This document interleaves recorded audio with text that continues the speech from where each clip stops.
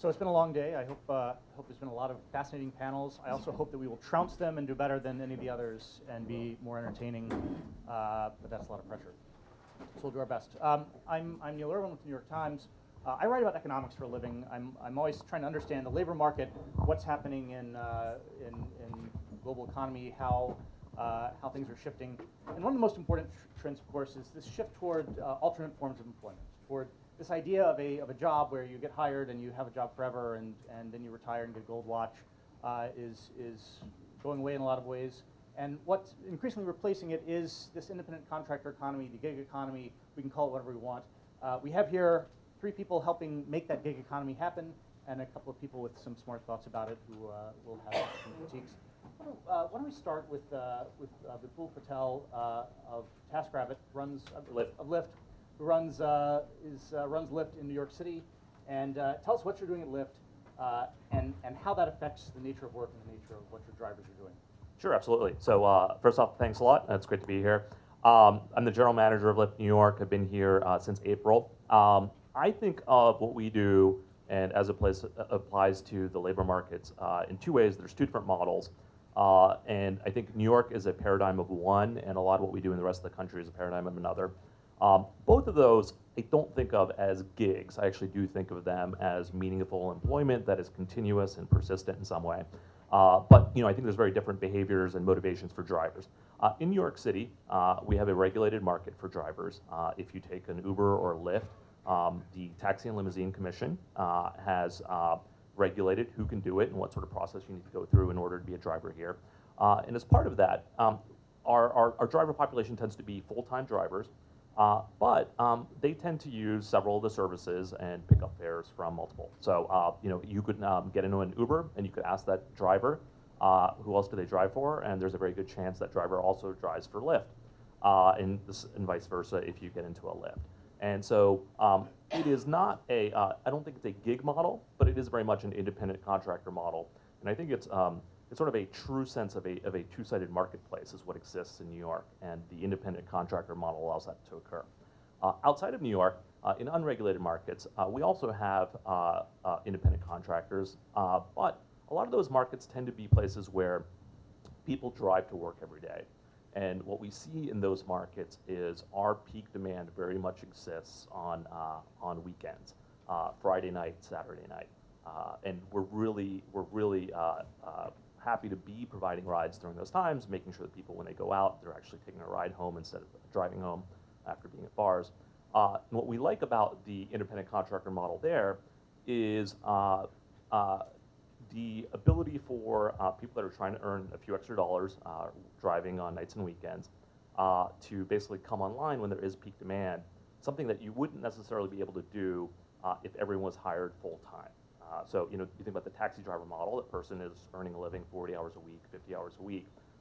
That's not really possible to do very well if all of your demand is concentrated on Friday night and Saturday night. And so we think the independent contractor model really makes it happen. John Vars, the Chief Product Officer at Taskrabbit, and I'm completing different companies somehow.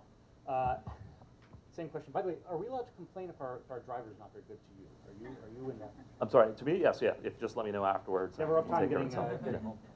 John, same question. Tell us about how Taskrabbit, how you think about the nature of work, the nature of what culture is. Yeah. Whoa. Hi, everybody. So Taskrabbit, if you don't know, is a marketplace for getting things done, home services, chores, things like that, handyman, cleaning, moving help, personal assistance, things like that. So we have clients. Our clients usually have the need to get something done that they don't have time to get done, or they don't have the skills to do it, or they just don't want to do it. And then on the other side of the market, we have the taskers. And the taskers really vary. About 10% of our taskers are full-time. Some of them make up to 6 figures on the platform. We have about 50,000 taskers in total, and then after that 10%, it kind of slopes down pretty linearly in terms of how much people work. The average tasker makes $35 an hour, which is well over minimum wage. And so when we think about the future of work and the gig economy, like this panel is all about, we find that our taskers, some of them do use the platform to work full-time, as I mentioned, but many of them are looking for flexibility, they're looking for independence, they're looking to set their own schedule, to be their own boss, and our platform allows them to do that. One of my favorite stories, one of my favorite taskers is a woman who's been out of the workforce for 15 years. She was a stay-at-home mom for those years as her child grew up, and she re-enters the workforce via Taskrabbit, and she's helping pay for her son to go to college. And I hire her all the time, and she's really a great tasker, and this is just her way to get back into it. So I think that there's a certain group of people that will want flexible part-time work. There's other people who have other passions in their life who want flexible part-time work, and there's other people who can really make these platforms work for them in a full-time sense. I do think that and we think at Taskrabbit that this emerging trend of flexible contractors and independent contractors is very early, and it's going to take a while for legislation to catch up. And just like I think in the 1930s the New Deal happened and we really figured out full-time employment, I think we're going through a new phase right now where we're going to have to figure out independent contractors, but it's early. We will be coming back to that idea. Jeff Wald, tell us about Work Market, which you are a co-founder of, and how what you do fits into the forces that we're talking about. Sure. Thank you for having us here. So we have a slightly different take on this because we're a piece of enterprise software. So our software powers the on-demand workforces of corporations like Yahoo, SAP, Omnicom, Lockheed Martin, Walgreens. They are managing their own on-demand labor assets. And this is not something that they've suddenly done, right? I would certainly agree with John. This is not a change that all of a sudden happened, right? The New York Times has been using contractors for 30 years. You may not know this, but you have an internal piece of software that your team developed 20 years ago to manage your independent contractors. I did not know that. It's terrible. And soon, God willing, it will be a piece of software that's amazing to help you manage your on-demand labor force. But we'll see how that plays out. Meaning the New York Times had this problem, right? I certainly also agree with John that labor regulation is the biggest impediment to a greater adoption of on-demand labor in the corporate setting. But the reality is even tiny movements of basis points in terms of the amount of labor assets that move from a full-time model to a variable model, even 5 basis points, 10 basis points, translates into tens of billions of dollars in spend. And so there's a huge amount coming into the on-demand market, but it is coming very slowly. So when we think about our software, we think about two things. We think about the ability for a corporation to engage on-demand labor at scale, do it efficiently, and we think about the ability to mitigate the risk associated with engaging on-demand labor. Because when a corporation makes this decision not only to utilize on-demand labor, but then to optimize it, which has really been our use case, they are thinking about how efficiently can I engage this on-demand labor force around the country, around the world, and they think about the risks associated with the worker misclassification, with all of the labor laws that were written in a very different time. So Stephen Hill is the author of a book called The Raw Deal, and is a little more skeptical of this whole idea that this is a brave future we're heading into, where everyone finds work through an app, and that's their life. Tell us why you were skeptical and your reservations about this. Well, it's true what some have said, that it's not just the gig economy, sharing economy, where started using these 1099 freelancer contractor model. You have to understand what these guys are doing in the context of the 2008-2009 economic collapse. What happened in that is that a lot of what we call the good jobs, so jobs that had decent wages, safety net, so a measure of job security, a lot of those jobs went away. In this very weak recovery, a fifth of the new jobs created are temp jobs. About half of the new jobs created barely pay more than minimum wage. And a lot of these jobs don't have any safety net attached with them at all. There's no job security. So you have companies like Merck, for example, a pharmaceutical company, They had a plant in Philadelphia, sold the plant to another company. The company laid off all 400 workers, hired back all 400 workers as contractors. And by doing that, as an employer, you get out of 30% approximately of labor costs, because you, as a contractor, these guys are contractors, they don't have to pay for things like health care, Social Security, Medicare. You don't even have to pay for injured worker compensation. So you have workers working for Taskrabbit, Lyft, Uber, and others who are getting injured on the job. And they basically have no coverage at all. They have to pay for their own medical benefits, medical bills, and if they have to miss work because of the injury, they basically have to draw from their own savings. There's no injured worker compensation at all. There's no unemployment compensation, let alone paid sick leave, paid vacations, any of these sorts of things. So the incentives for the employers is clear. And when this sort of happened at a certain level in the economy, it was acceptable. There was there's arguments to be made, good arguments to be made for labor flexibility. But as more and more workers are working this way, and more workers aren't covered by a safety net, and I'm sure a lot of you in this room know exactly what I'm talking about. It not only is hard for you and hard for your families, but our economy is driven 70% by consumer spending. All capitalist economies are. If not enough people have enough wages in their pockets to buy up the goods and services being produced by the economy, you suddenly introduce ongoing recessionary forces into your economy. So there are broader macroeconomic considerations to this sort of model. So you have like Merck, you have an auto plant today. 50% of the workers working in an auto plant are temp workers.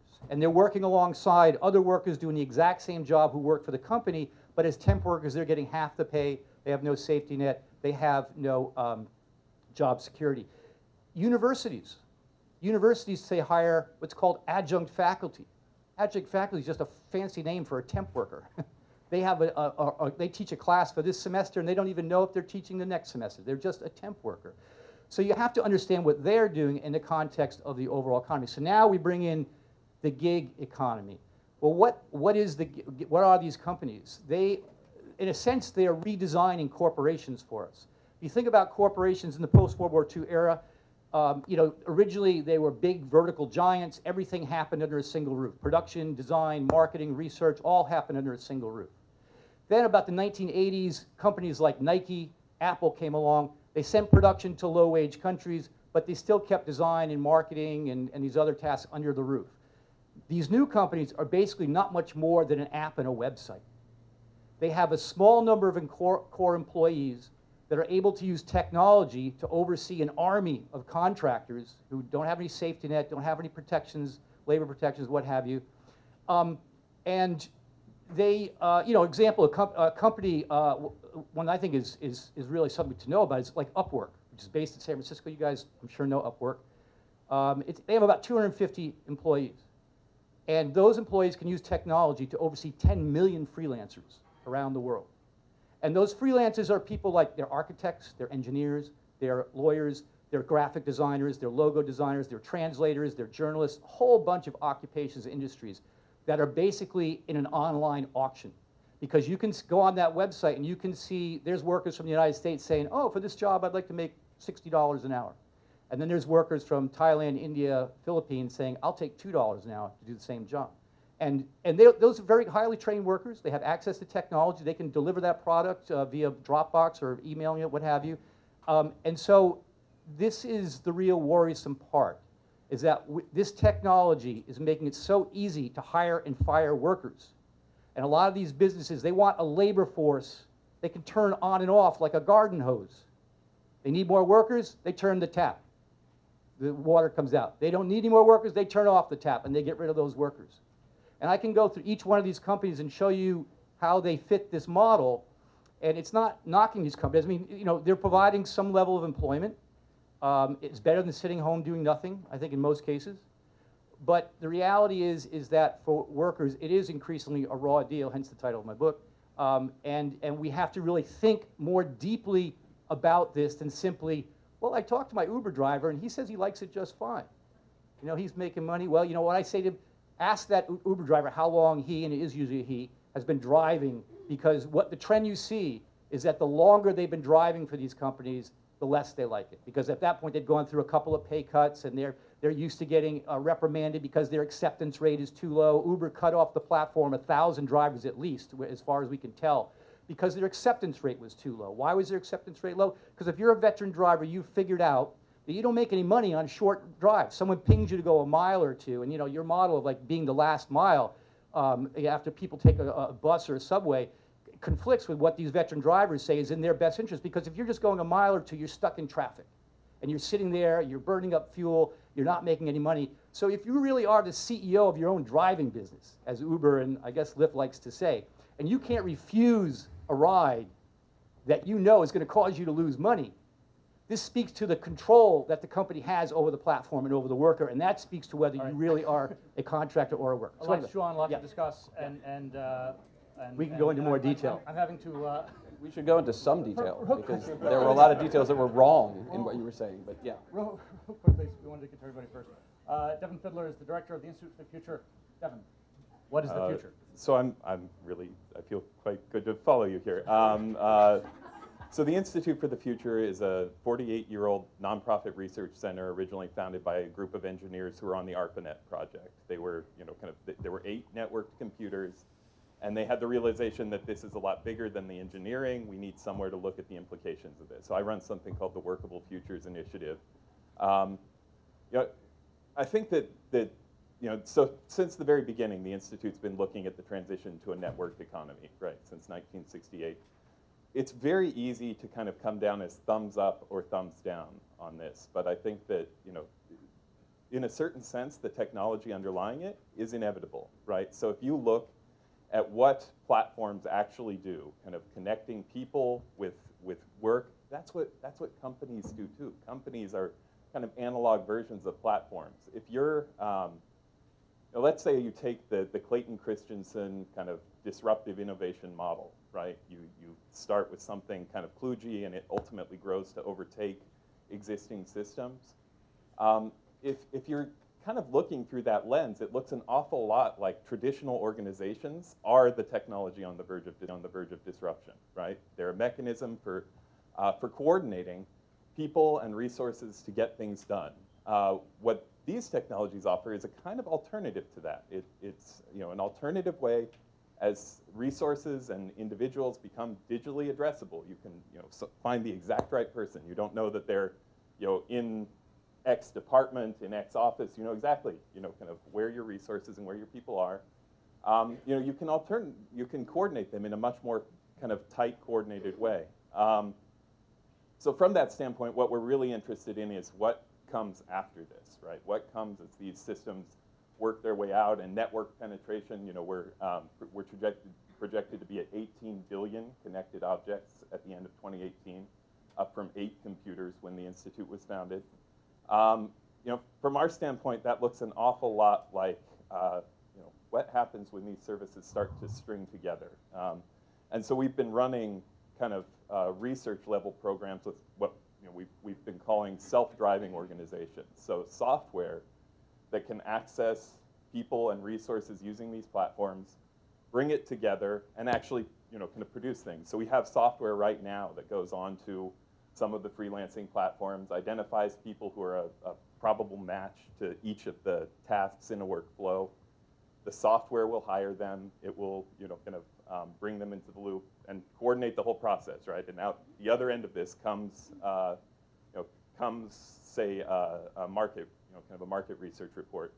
This is just a different world, right? There are clear challenges, but there are also clear opportunities. It's clearly the case, for example, that in many cases the people we interact with, this is work on demand as well. This is a tap that you can turn on and kind of have work routed to you, and that's something kind of very interesting and new. So I think the challenge for the next decade is figuring out how to mitigate the real challenges that that you touch on, but also to accentuate the opportunities. Because just saying no to this, I think, like all kind of technologically driven developments in the economy, it's just not going to work. So Jeff, before you leap over the stage, what is Stephen missing? Well, let me start with what I agree with Stephen on, which is that there is an evolution in the labor force. The social safety net is predicated on the W-2, And as you start to see a shift away from that W-2 model, there are fundamental questions as a society that we're going to have to answer, right? Unemployment insurance, it's called, right? You have to buy into it. You don't just get it. So there are a lot of very important discussions to be had. I have a high degree of confidence in our politicians in Washington, D.C. to handle this nuanced issue with all the appropriate... I have some bad news for you, Jeff. Yeah, don't worry. Trump's going to fix all of this. It's all going to be great. Don't worry about it. Here's where I would draw some distinctions between what Stephen is talking about. And I would draw the distinctions between a temp worker and a freelancer, right? So the temp workers, the workers in the car plants, the workers in that Merck plant, they are getting a W-2 from somebody. They're just not getting it from Merck. They're not getting it from General Motors. So they are still paying in to Social Security. They're still paying into unemployment insurance and workman's comp. There's a big difference between that and the Uber driver, the Lyft driver, the Taskrabbit, or the people that my customers are utilizing via my platform, right? So the billions of dollars worth of work going through a company like WorkMarket, those people are supposed to be independent contractors, freelancers that are an independent business. That business is supposed to get its own workman's comp. It is supposed to set up its own self-employment retirement plan. And there are a host of policy procedures and policy incentives for them to get those programs. Not enough, right? I would love to see something like the self-employment tax be a double deduction. I would love to see a much more efficient way to get workman's comp and the other things that are required. I'd love to see an Obamacare type thing for unemployment insurance, where people could buy into it. But those are very, very discrete issues, and when you talk about the freelance economy, you're talking about basis points in the entire economy. The temp economy is much bigger, but the temp economy doesn't pose nearly as many challenges. And the regulations around that really are only coming to bear in co-employment, meaning is Merck also responsible for that person that's in its plant, not just Adecco or Randstad or Kelly or whoever is giving them the W-2.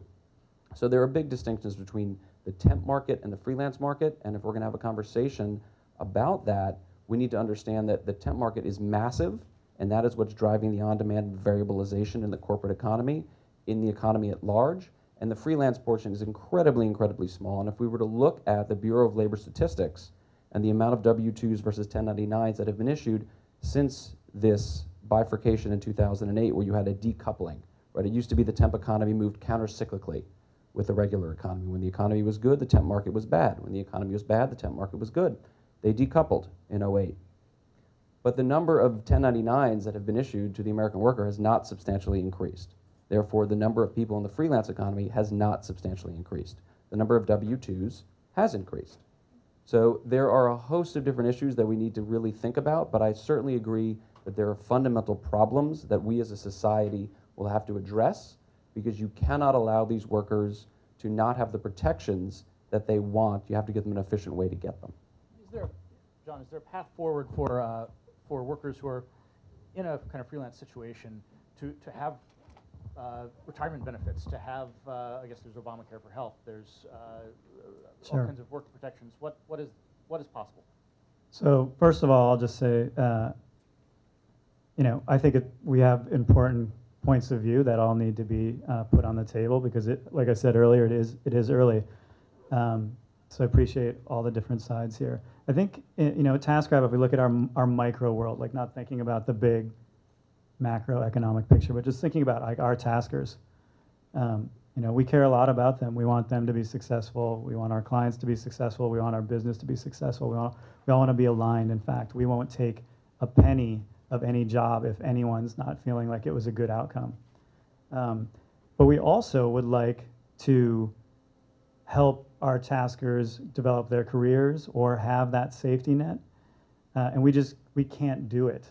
If you look at the Department of Labor, they have like 12 points that are very vague in terms of what designates an employee versus a contractor. And every time that we want to do something like either train a tasker with a skill that they could take with them onto their next job, or we want to provide some benefit, our lawyers say, actually, that would start to indicate a employee relationship. Don't go there because it's just really vague right now. It's better just to stay clear of that stuff. So we're really you know, I agree with a lot of what you say. I mean, we talked a lot last night, and there's a ton of common ground. Employed or they're gig lawyers? I'm curious. Sorry? Your lawyers, are they employed or they're freelancers? Is our lawyer employed or a freelance? We actually get them from this website. It's a two-sided marketplace for lawyers. Just kidding. We actually Rate them on a 1 to 5 star scale. At the end, you got to rate them. They do exist. Our lawyer is employed, full-time employee. But anyways, the point is, it's hard, even if you have the good intention to want to provide benefits and that safety net. It's hard to provide them right now. So what we've been, and many people have been asking for, is some sort of safe haven or timeout, so that companies like ours can try some of these things and see how it might work. So I think you were joking about a two-sided marketplace, but just to emphasize, we do very much think of our business model as a marketplace. And I think the good part of that is it really requires us to compete for drivers. And that forces us to treat them very well. There's certain things we don't do. We don't provide benefits. They're very much independent contractors. But we don't think of this as wage slavery. We think of it as competing for the time of our drivers and providing rides for them. And that happens for certain drivers. They are deciding to drive for us for the next month versus Uber. Some drivers are on the other end of the spectrum, deciding ride to drive for us versus Uber. And I think that does enforce a very sort of healthy level of competition and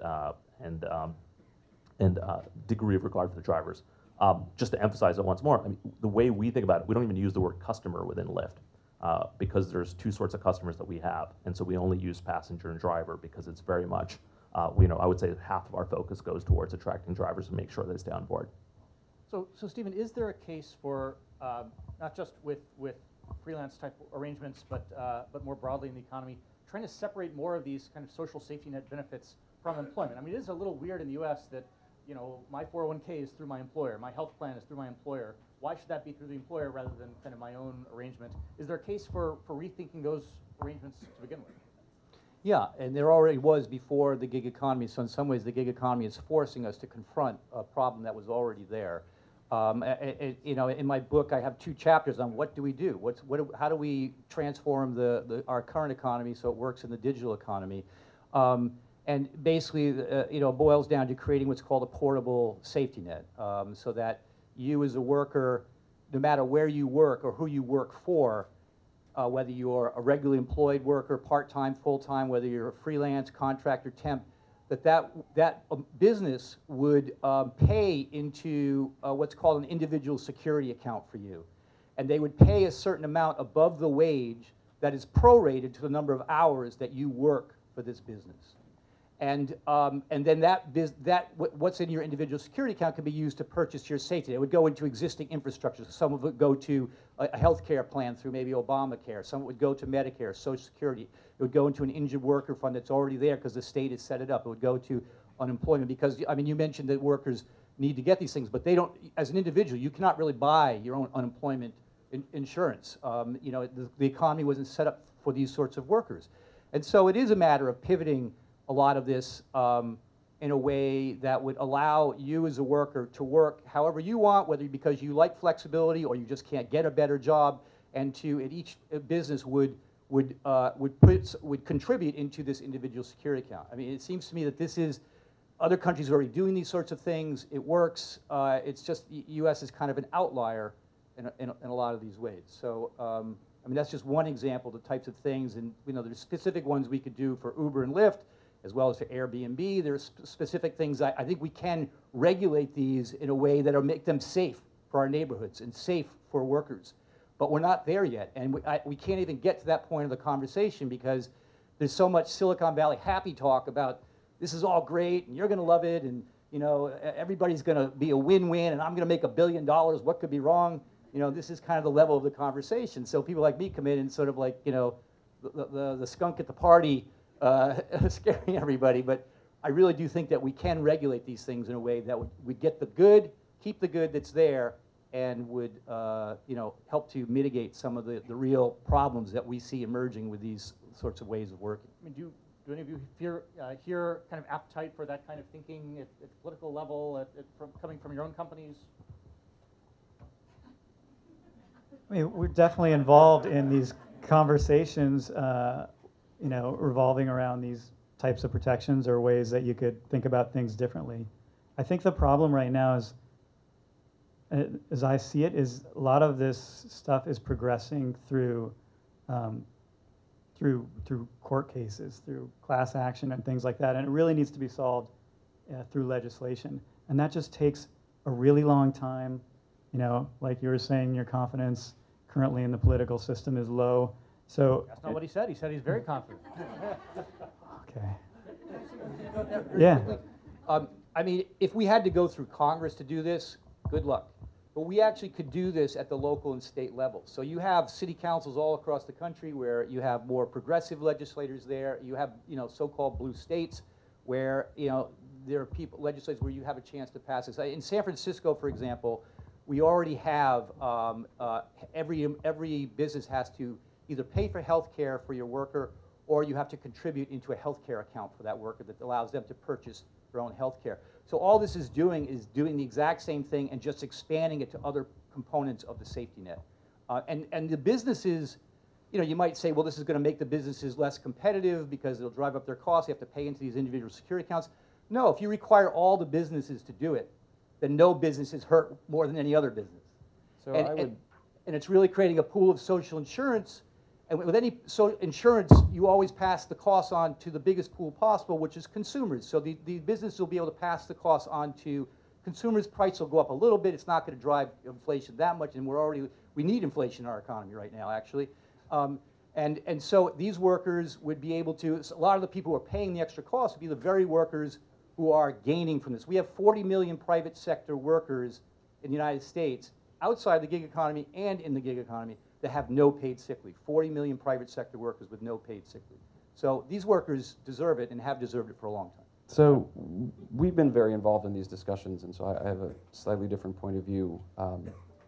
What's interesting is every single time somebody sues Lyft or something, all I know is that our sales cycle just got pushed out a month, right? Because every single head of HR and every single person at legal, I'm blaming you, all of a sudden gets all freaked out. Oh my God, what's going to happen?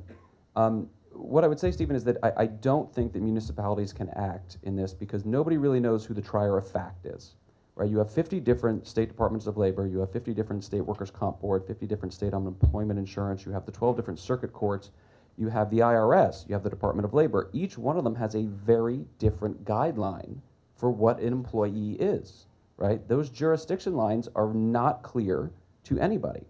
I don't disagree with you in regards to portability. What I would say is the conversations that we've had with senators, with governors that are thinking about this, the conversations we've had with different Congress people has been around, look, the changes here are too difficult. You're talking about a fundamental change to our social safety net, the fundamental contract of society. Can we just amend existing legislation? Can you take the 37 Act, can you take the FICA Act, can you take the FLSA and just amend them to include any type of labor? The ability for San Francisco to do something, sure, San Francisco can take an action that will not stop the state from taking a different action, that will not stop the IRS from taking a different action, that will not stop the Federal Department of Labor from taking a different action. So just because San Francisco does something doesn't mean that it gives comfort to any employer. You don't have to change the classification of employee because that is a federal classification. What we're talking about is it doesn't matter what your classification of employee is. Regardless, that business will still pay into this individual security account. So that's the beauty of it.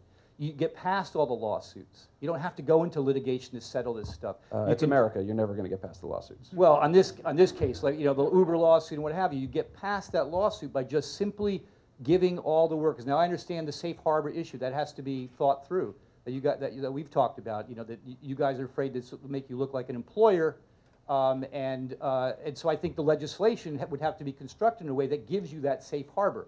That may be a challenge because of federal law, but I've talked to labor lawyers. They think we can do this at the local and state level. Let's go a little bigger picture. Devin, you talk about the nature of the firm, the nature of what does a company consist of in a world where it doesn't consist of the X thousand people who come to work and clock in every morning and go home. How does this affect what a company is, what a business is? Right. One of the things we were talking about backstage is the sort of famous paper by Ronald Coase that defines why we have firms, called The Nature of the Firm. And basically the argument is that transaction costs between people each time they work together mount up, and that once they get to a certain point, it's more worthwhile for me to come under the same roof as you and be in the same kind of organization in order to get things done.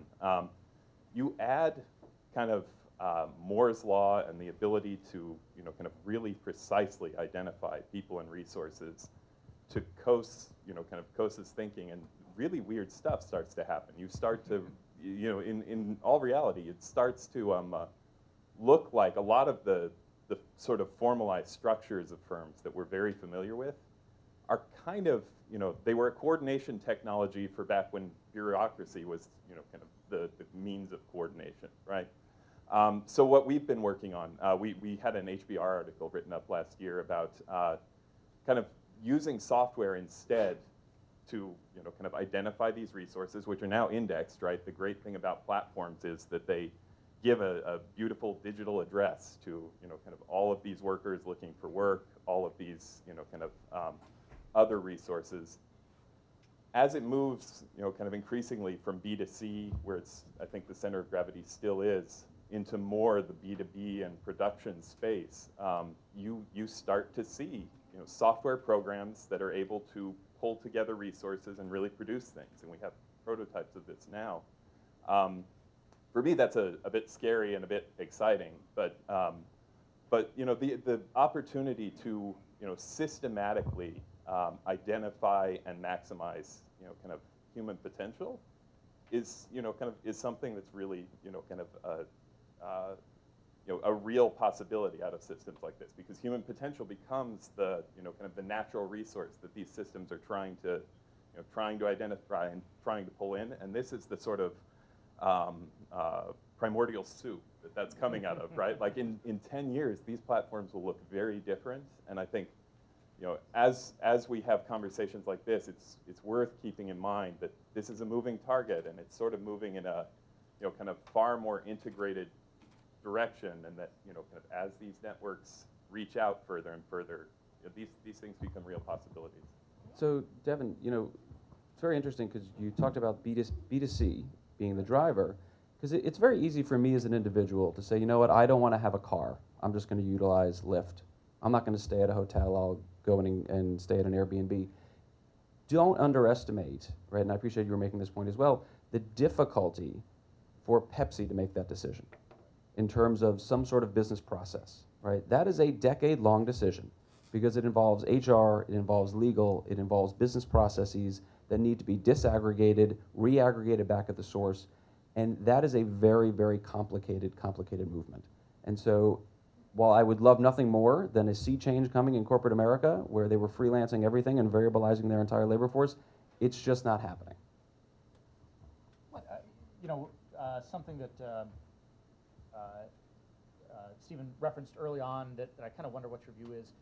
How much of the ability of Taskrabbit and Lyft and these alternate forms of work to emerge has been a function of this weak economy and high unemployment rate coming out of the recession? I mean, as we head toward stronger economy, lower unemployment, is that shifting the terms of these agreements? Are your taskers and your drivers, do they have more leverage than they did? Is that changing the underlying economics of these businesses? I can take the first stab on it. So I think of our labor pool, there's two parts, and one is in cities like New York, they're full-time drivers. They've always been freelancers, independent contractors in some form. If anything, I think we provided them a greater degree of independence. If you talk to a yellow cab driver 2-3 years ago, they were driving under a medallion that they leased. That medallion cost, if you were to acquire it, $1.2 million. You lease that medallion for $1,000 a week. And so basically your week of driving is digging yourself out of a hole of having paid $1,000. The model now, you still need to get your car, but you're not paying $1,000 up front. Instead, you're paying a commission on each ride. So it's actually providing some greater degree of freedom. But the general model between who is it that sort of owns some greater degree of sort of control the CLO cab company or the medallion. That was still very much an independent contractor relationship. Outside of New York City, where you have drivers that are driving a few hours a week, it's not like there's been a change of relationship. It's probably more likely a more entirely new relationship. It's people that didn't used to drive. They probably still have their jobs, or maybe they decided to choose a different profession.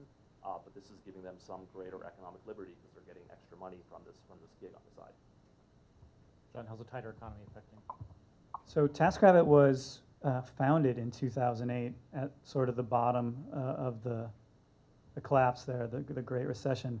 And also, coincidentally, was the time when the iPhone had just come out. So these two factors really helped kick us off. And I do think a lot of probably that state of the economy led to our early success in getting some traction.